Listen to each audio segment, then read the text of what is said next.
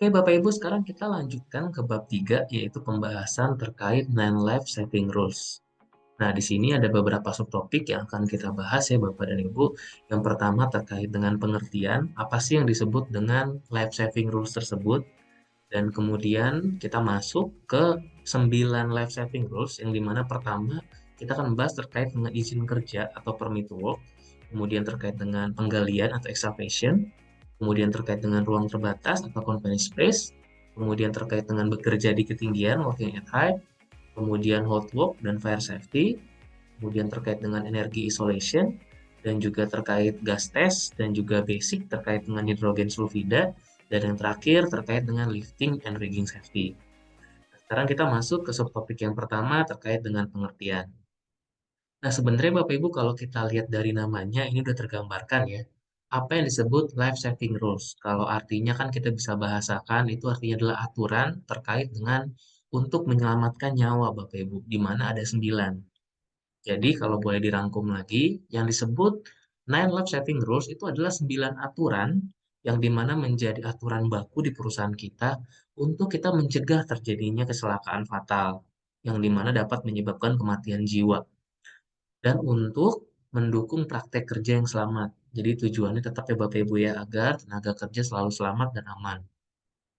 Nah, seperti yang disampaikan di awal, ada 9 Bapak Ibu, ini adalah logo-logo yang kita gunakan, jadi pengingat kita nih, bahwa apa aja sih aturan-aturan yang baku yang kira-kira berdampak atau yang perlu kita kelola, karena sesuai dengan bahaya yang ada di perusahaan kita. Ada 9 Bapak Ibu, sekarang kita akan masuk ke setiap life saving rules tersebut. Namun sebelum kita masuk ke setiap ketentuan di life saving rules, ada persyaratan umum yang perlu kita pahami dulu Bapak Ibu. Di mana yang pertama, kita diwajibkan nih Bapak Ibu ya, untuk bertanggung jawab dan kita memiliki kewajiban. Untuk apa aja nih Bapak Ibu? Yang pertama, bertanggung jawab atas keselamatan mereka atau keselamatan diri kita sendiri dan juga keselamatan orang-orang ada di sekitar kita. Ini menjadi pedoman yang pertama. Kemudian yang kedua, kita juga memiliki kewajiban dan wewenang untuk menghentikan pekerjaan yang tidak aman.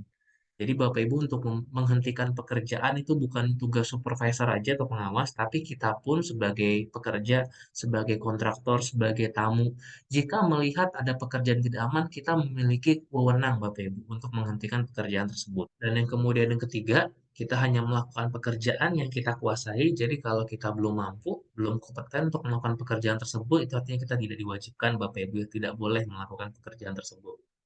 Kemudian hanya melakukan pekerjaan jika secara medis kita sehat untuk bekerja. Nah, ini perlu dipastikan Bapak Ibu, jika dalam kondisi tidak sehat atau dalam kondisi sakit, maka kita tidak diizinkan untuk melakukan pekerjaan. Kemudian gunakan kontrol teknik yang sesuai, praktek kerja, dan peralatan perlindungan pribadi yang sesuai Bapak Ibu dengan pekerjaan. Kemudian juga kita diwajibkan untuk segera melaporkan insiden atau nyaris kecelakaan kepada pengawas atau kepada perwakilan kerja. Nah, jadi itu dia Bapak Ibu beberapa aturan dasarnya ya Bapak Ibu. Prinsip-prinsip yang perlu kita jalani Bapak Ibu terkait dengan Nine Life Saving Rules. Sekarang kita masuk ke Life Saving Rules yang pertama itu terkait dengan izin kerja atau permit to work. Jadi, apa sih poin-poinnya Bapak Ibu terhadap Life Saving Rules yang pertama ini? Di sini ditekankan bahwa bekerjalah dengan work permit yang valid jika dipersyaratkan.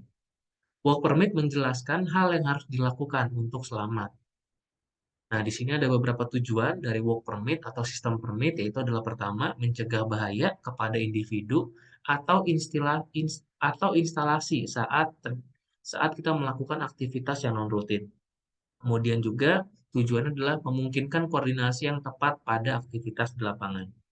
Jadi Bapak Ibu maksudnya apa? Jadi ada banyak pekerjaan-pekerjaan Bapak Ibu yang memiliki resiko tinggi di tempat kerja kita, di mana memerlukan izin kerja.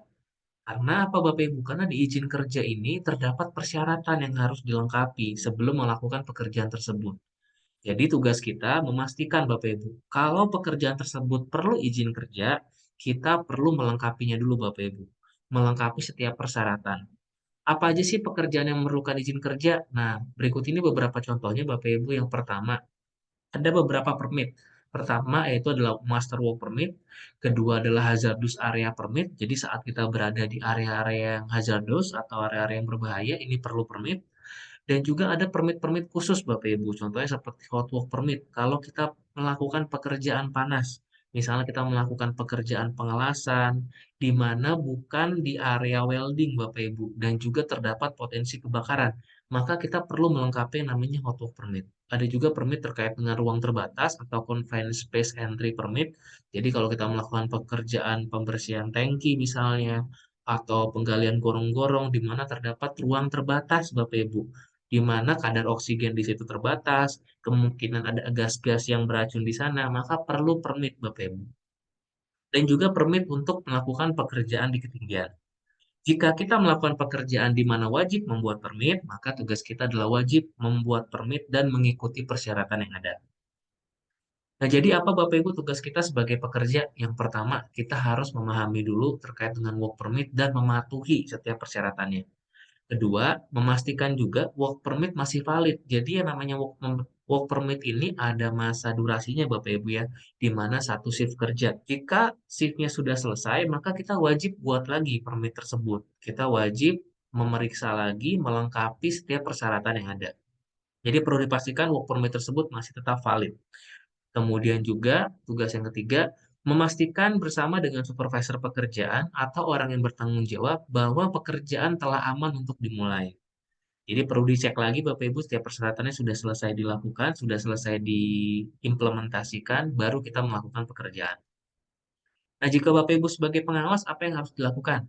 Yang pertama, bertanggung jawab untuk memastikan bahwa suatu work permit itu sudah dilengkapi Bapak Ibu, sudah tersedia. Kemudian yang kedua, memastikan tempat kerja juga telah diperiksa sebelum pekerjaan dimulai. Jadi jangan karena formulirnya sudah dilengkapi, udah selesai tanggung jawabnya. Tidak seperti itu ya Bapak Ibu ya. Tapi kita sebagai pengawas juga perlu meng-cross check lagi datang ke lokasi untuk kita periksa. Apakah semua persyaratan yang ada di work permit tersebut itu sudah dilengkapi atau sudah diimplementasikan tempat kerja. Kemudian tanggung jawab yang berikutnya menjelaskan bagaimana work permit dapat menjaga kita tetap selamat. Jadi ini tugas pengawas untuk menginformasikan, menjelaskan kepada para pekerja. Kemudian memastikan juga work permit ditandatangani, artinya sudah disetujui Bapak Ibu. Kemudian memastikan bahwa situasi telah aman sebelum melakukan pekerjaan. Nah, yang berikutnya adalah mendapatkan work permit yang baru ketika pekerjaan atau situasi berubah. Dan yang terakhir, kita perlu memastikan pekerjaan telah selesai dilakukan dengan aman. Ini adalah tugas-tugas kita sebagai pekerja ataupun sebagai pengawas. Kita masuk ke life saving rules yang kedua, Bapak Ibu, itu terkait dengan penggalian. Yang pertama di sini perlu kita perhatikan adalah kita perlu mendapatkan otorisasi sebelum memulai aktivitas penggalian. Kemudian yang kedua, aktivitas penggalian dapat memiliki berbagai bahaya, seperti yang kita ketahui ada bahaya terdapatnya kabel listrik, atau mungkin juga penggalian ini merupakan bagian dari ruang terbatas, atau adanya potensi runtuhan dinding atau material dari galian.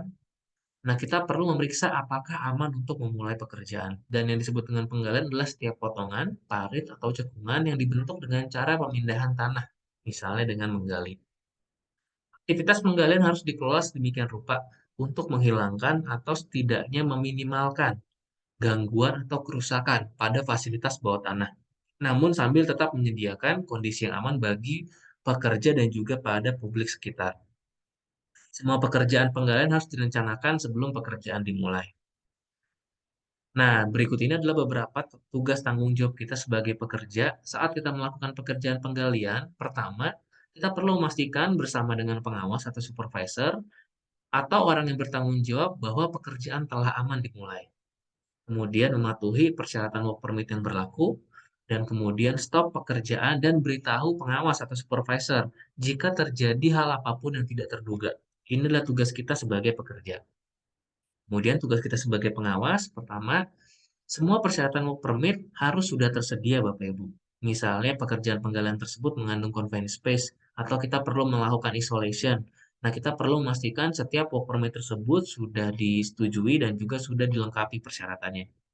Kemudian juga memastikan bahwa penghalang dan juga rambu-rambu penanda itu terpasang untuk membatasi akses ke lokasi penggalian. Jadi jangan sampai ada pekerja atau ada orang-orang yang tidak berwenang atau tidak memiliki otoritas bekerja di tempat tersebut memasuki area tersebut. Yang ketiga, Penilaian resiko tempat kerja telah dilakukan oleh orang yang kompeten, termasuk bahaya yang diidentifikasi, misalnya melakukan penandaan rute kabel atau pipa, dan juga pengklasifikasian dan pengujian tanah. Jadi perlu dipastikan Bapak Ibu kita sudah membuat job safety analisisnya, kita udah memastikan ada hiradisinya di situ sudah dilakukan. Ini adalah tugas kita sebagai pengawas. Kemudian pergerakan tanah dikendalikan untuk mencegah keruntuhan, misalnya dengan melalui metode shoring, sloping, atau dengan pengaturan posisinya. Kemudian tugasnya juga adalah memastikan kestabilan permukaan diperiksa sebelum bekerja dan setelah kondisi cuaca yang buruk. Dan yang terakhir, memastikan rencana tanggap darurat tersedia apabila amit-amit Bapak Ibu terjadi kondisi emergensi. Nah, ini adalah tugas tanggung jawab Bapak Ibu kita sebagai pekerja dan juga sebagai pengawas pada aktivitas pembelian. Kita masuk pada life saving rules berikutnya, itu adalah pekerjaan di ruang terbatas atau confined space. Ada beberapa hal yang perlu kita pastikan Bapak Ibu. Pertama, dapatkan otorisasi sebelum memasuki ruang terbatas. Kemudian yang kedua, suatu confined space seperti vessel, tangki, atau pipa dapat mengandung gas yang mudah meledak, udara beracun, atau bahaya lainnya, seperti ada potensi terjadinya kekurangan oksigen, yang merupakan hal yang membuat kita ini tidak sadarkan diri atau berbahaya buat kita Bapak Ibu. Kemudian pastikan juga akses terotorisasi untuk menjaga kita tetap selamat, dan kemudian minimalkan kebutuhan personil untuk masuk confined space melalui penggunaan perencanaan kerja yang cermat dan desain yang baik. Jadi semakin sedikit yang masuk ke area terbatas itu semakin baik Bapak Ibu ya, karena resikonya juga akan semakin kecil.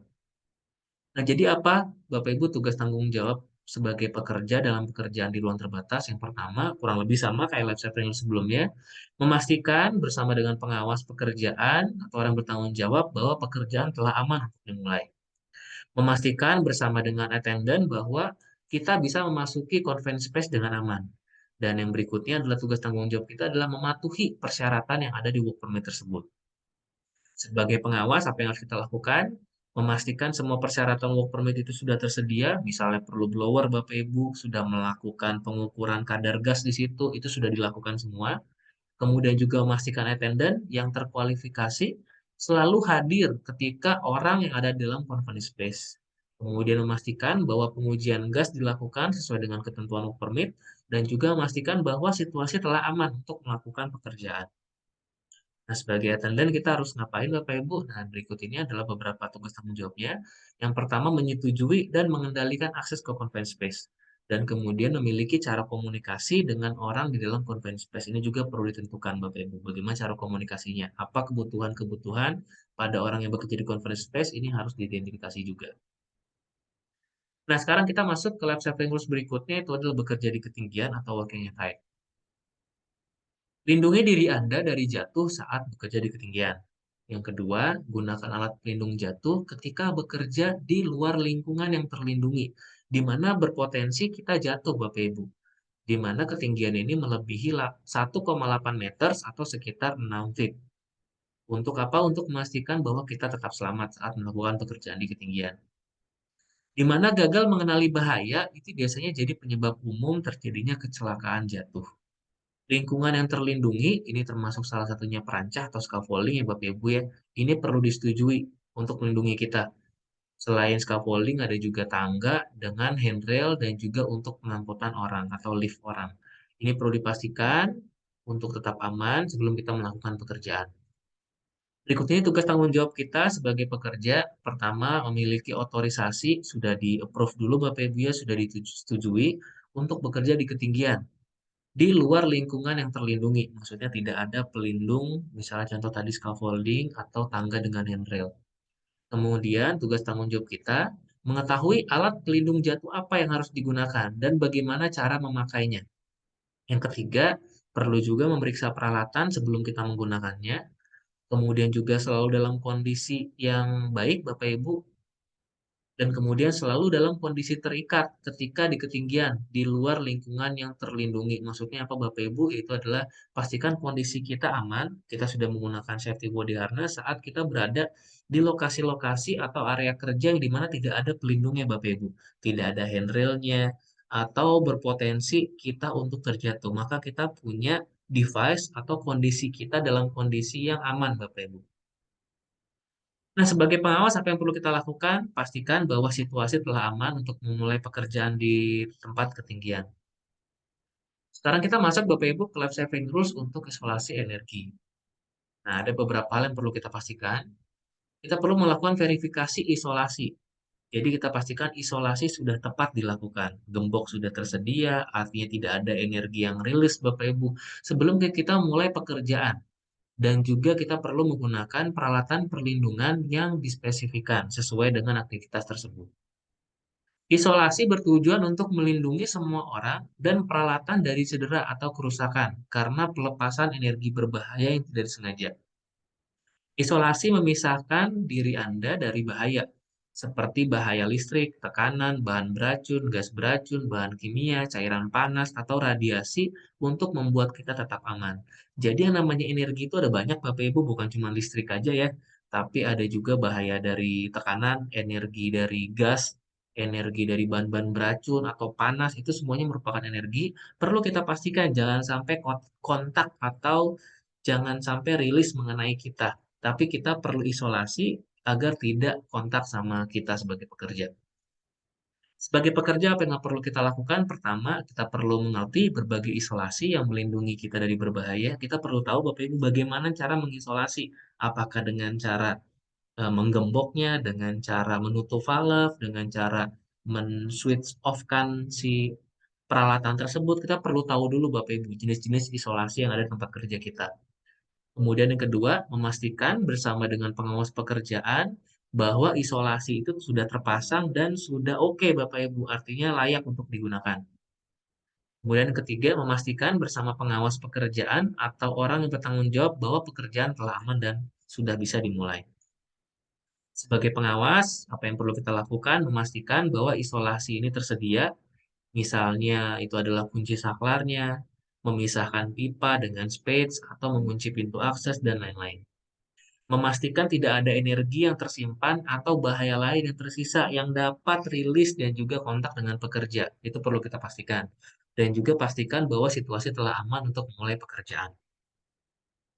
Nah, berikutnya termasuk ke dalam life saving rules untuk operasi pengangkatan. Yang pertama, pastikan peralatan angkat dan ikat itu sudah disertifikasi untuk penggunaan saat ini dan bekerja sesuai dengan fungsinya, di mana kita periksa melalui inspeksi ini sebelum kita pakai. Kemudian yang kedua, operator crane dan rigger ini juga harus tersertifikasi, jadi bukan cuma alatnya, tetapi operatornya yang mengoperasikan dan juga melakukan pekerjaan untuk aktivitas angkat ikat, itu juga perlu tersertifikasi Bapak Ibu, sudah mendapatkan CEO oleh lembaga pemerintahan yang relevan. Kemudian yang ketiga, kita sebagai pekerja Bapak Ibu dilarang untuk berjalan di bawah beban yang menggantung, apalagi buat orang-orang yang tidak memiliki otorisasi bekerja di area tersebut. Itu dilarang Bapak Ibu ya. Yang kemudian yang keempat, langsung bekerja atau berjalan di bawah beban yang bergantung adalah tidak aman. Karena beban bisa jatuh menimpa kita nih, maka kita tidak boleh ya berjalan di bawah beban yang sedang menggantung. Beban yang tergantung adalah objek yang diangkat sementara dan tergantung di atas permukaan. Namun untuk lantai rig dikecualikan dari aturan ini. Kemudian kita perlu mematuhi rencana pengangkatan yang tertulis. Ada beberapa aktivitas pengangkatan yang perlu kita buat perencanaannya Bapak Ibu atau lifting plan-nya. Ini perlu dibuat dan perlu dipatuhi. Kemudian rencana pengangkatan juga harus menjelaskan bagaimana cara mengangkat dan mengkerek dengan aman. Nah, sebagai pekerja apa yang perlu kita lakukan Bapak Ibu? Jangan pernah melewati penghalang yang membatasi area dengan beban yang tergantung. Jangan pernah melewati penghalang yang membatasi area dengan beban tergantung, apalagi kalau kita tidak memiliki otorisasi untuk bekerja di area tersebut. Kemudian kita perlu mematuhi instruksi dari flagman atau orang yang bertanggung jawab dalam pengangkatan. Jadi biasanya flagman ini memberikan aba-aba Bapak Ibu ya, memberikan instruksi. Kita perlu mengikuti arahan dari flagman tersebut. Tandai area yang tidak aman dan pasang penghalang. Kemudian pastikan bahwa tidak ada siapapun yang berjalan di bawah beban yang tergantung. Kemudian tugas sebagai operator alat angkat apa Bapak Ibu? Yang pertama, kita mengetahui, mengerti terkait dengan rencana pengangkatan sebelum memulai pekerjaan. Karena beliau nih yang melakukan pengangkatan, mengoperasikan unit, maka dia harus tahu juga rencana pengangkatan yang aman itu seperti apa. Kemudian yang kedua, memastikan beban tidak melebihi kapasitas peralatan angkat. Jadi kalau misalnya kren mampunya 20 ton, ya maka jangan sampai beban yang diangkat melebihi kapasitas dari kren tersebut. Memastikan bahwa posisi kren rata atau posisi level dan ditempatkan pada permukaan yang padat. Dan juga memeriksa ulang alat pengaman dan peralatan angkat telah terpasang dan juga berfungsi. Ini adalah tugas sebagai operator peralatan angkat. Nah, sebagai pengawas, Bapak Ibu yang pertama memastikan bahwa rencana pengangkatan itu sudah ada dan sudah tersedia di tempat kerja. Kemudian yang kedua memastikan bahwa operator dari alat angkat memahami dan mematuhi terkait dengan rencana pengangkatan. Memastikan yang melakukan operasi pengangkatan dan memeriksa dan memelihara peralatan angkat telah terlatih dan kompeten. Kemudian memastikan peralatan yang akan digunakan untuk mengangkat dan juga untuk mengkerek ini telah diperiksa, dipelihara, dan tersertifikasi. Dan juga memastikan metode sinyal komunikasi ini sudah disepakati, disetujui, dan sudah jelas. Ini kurang lebih Bapak Ibu tugas kita sebagai operator, sebagai pengawas. Nah, kemudian kita masuk life saving rules berikutnya, itu adalah keselamatan mengemudi. Semua jenis kendaraan ini tidak boleh dioperasikan, Bapak Ibu, kecuali beberapa kondisi berikut sudah dipenuhi. Pertama, kalau kendaraan tersebut sudah aman dan layak dikendarai. Kemudian yang kedua, boleh dioperasikan apabila kendaraan dilengkapi dengan fitur keselamatan yang diisyaratkan dan dipelihara agar dapat berfungsi dengan baik. Kemudian jumlah penumpang juga tidak melebihi spesifik manufaktur dan batasan menurut peraturan untuk kendaraan tersebut. Kemudian beban juga diamankan dan tidak melebihi spesifikasi dari manufaktur dan memenuhi batasan menurut peraturan untuk kendaraan tersebut. Nah, jika kita sebagai pengemudi, maka kita dilarang mengoperasikan kendaraan kecuali jika kondisi-kondisi berikut terpenuhi. Pertama, pengemudi dan semua penumpang harus memakai seat belt kapanpun ketika kendaraan bergerak. Kedua, pengemudi memiliki izin mengemudi yang valid untuk jenis kendaraan yang digunakan dan untuk mengemudi di wilayah tersebut, di mana pengemudi juga sudah terlatih dan dievaluasi dengan baik, dan juga sudah bugar secara medis untuk mengoperasikan kendaraan tersebut. Pengemudi juga perlu dipastikan untuk cukup istirahat dan apabila tidak sehat untuk melakukan pekerjaan, perlu diperingatkan agar tidak menjalankan kendaraannya. Kemudian, pengemudi tidak dalam pengaruh alkohol atau obat-obatan. Kemudian juga pengemudi tidak menggunakan telepon seluler atau media komunikasi dua arah lainnya sambil mengoperasikan kendaraan. Nah, ketika di lapangan, apa yang perlu dijalankan oleh pengemudi? Perlu dipastikan oleh pengemudi yang pertama, pengemudi wajib menerapkan praktek pengemudi yang aman di lapangan maupun di jalan. Kemudian waspada juga terhadap potensi bahaya seperti kemungkinan adanya pejalan kaki, adanya mesin-mesin atau instalasi yang dimana dapat kontak dengan unit yang dikendarai. Kemudian juga mengemudi dengan kecepatan pada atau di bawah batasnya, kemudian menggunakan klakson atau lampu jika diperlukan untuk memberitahu orang lain tentang keberadaannya atau keberadaan unitnya. Dan juga di sini informasikan bahwa truk pick up tidak diizinkan untuk membawa penumpang. Nah, sekarang kita masuk Bapak Ibu ke dalam life saving rules untuk pekerjaan panas. Seperti contohnya welding, pengelasan, Bapak Ibu ya. Nah, berikut ini beberapa yang perlu kita pastikan. Pekerjaan panas adalah segala jenis pekerjaan yang menghasilkan panas intensitas tinggi, seperti pekerjaan las, gerinda, dan juga pekerjaan menggunakan busur potong, dan lain-lain, yang bisa menyebabkan penyalaan api atau berpotensi terjadinya kebakaran. Pekerjaan panas dapat memberikan bahaya yang signifikan jika tidak direncanakan dan juga tidak dikendalikan. Pekerjaan panas tidak boleh dilanjutkan kecuali semua bahan yang berpotensi menyala dan terbakar telah kita isolasi, telah kita pindahkan, atau dilindungi dari sumber nyala. Jadi potensi untuk kebakaran ini tidak terjadi, Bapak Ibu. Kemudian kadar oksigen dan bahan mudah terbakar dijaga dalam batas yang diterima atau perlindungan tambahan ini perlu diberikan tadi agar jangan sampai masuk ke titik nyalanya sehingga kebakaran tadi tidak dapat terjadi.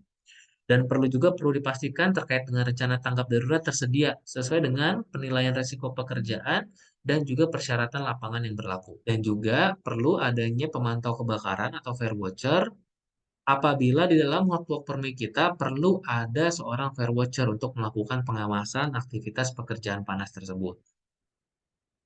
Sekarang kita masuk ke lab saving rules untuk gas test, Bapak Ibu, di mana gas test atau tes gas ini harus dilakukan sedemikian rupa sehingga hasil yang diperoleh mewakili kondisi dari seluruh ruangan dengan memperhatikan perhatian khusus pada lokasi di mana gas beracun atau mudah terbakar dapat terkumpul. Udara dites untuk menghentikan potensi ledakan dan memastikan kita bisa bernafas di udara yang aman. Jadi penting untuk melakukan gas test.